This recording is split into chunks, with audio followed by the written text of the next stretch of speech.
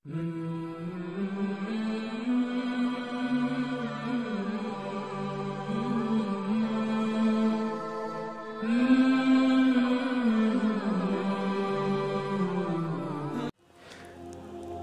अपनी निशानियों से उन लोगों को फेर दूंगा जो ज़मीन में नाहक घमंड करते हैं। अगर वे हर किस्म की निशानियां देख लें तब भी उन पर ईमान न लाएं, और अगर वे हिदायत का रास्ता देखें तो उसे न अपनाएंगे, और अगर गुमराही का रास्ता देखें तो उसे अपना लेंगे।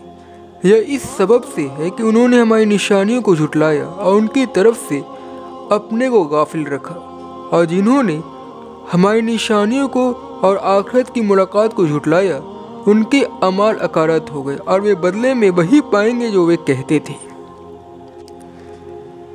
दुनिया में ज़िंदगी गुजारने की दो सूरतें, एक यह कि आदमी ने अपने आँख और कान खुले रखे हों, वो चीज़ों को उनके असली रंग में देखता और सुनता हो। ऐसे आदमी के सामने हक आएगा तो उसे पहचान लेगा।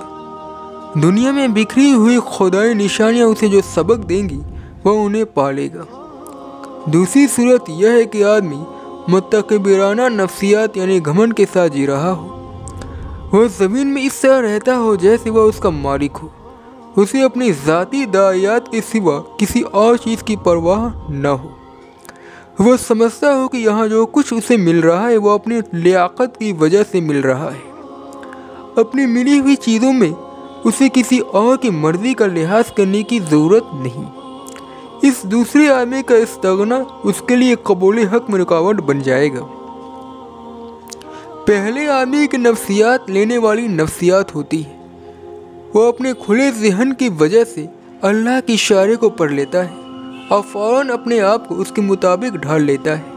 इसके बरक्स दूसरे आदमी की नफ्सियात बेनियादी की नफ्सियात होती है। उसके सामने हक के दलाइल आते हैं मगर वह उन्हें गैर अहम समझकर नज़रअंदाज कर देता है। उसके सामने कुदरत खामोश ज़बान में अपना नगमा छेड़ती है मगर वो उस पर ध्यान देने की ज़रूरत नहीं समझता। उसके अपने से बाहर किसी सच्चाई की तरफ रग़बत नहीं होती।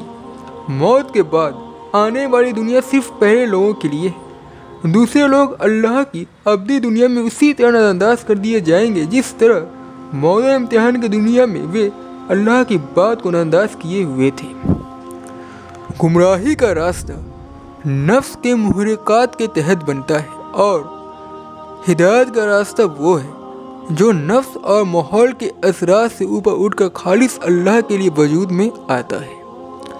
अब जो लोग अपनी ज़ात की सतह पर जी रहे हों, जो सिर्फ अपने नफ्स के अंदर उभरने वाले दायात को जानते हों, वे गुमराही के रास्ते पर ऐन अपनी चीज़ समझकर उसकी तरफ दौड़ पड़ेंगे। हिदायत का रास्ता उनको अपने मिजाज के एतबार से अजनबी दिखाई देगा, इसलिए वे उसकी तरफ बढ़ने में भी नाकाम साबित होंगे।